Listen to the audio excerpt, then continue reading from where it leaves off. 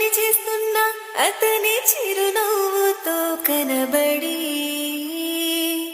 చూపుల వల వేసి తీసుకెళ్తుండు తన వెంబడి.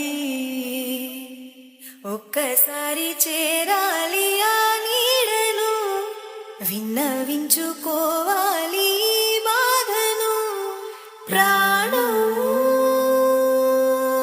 పోతున్నట్టుగా ఉందిరా.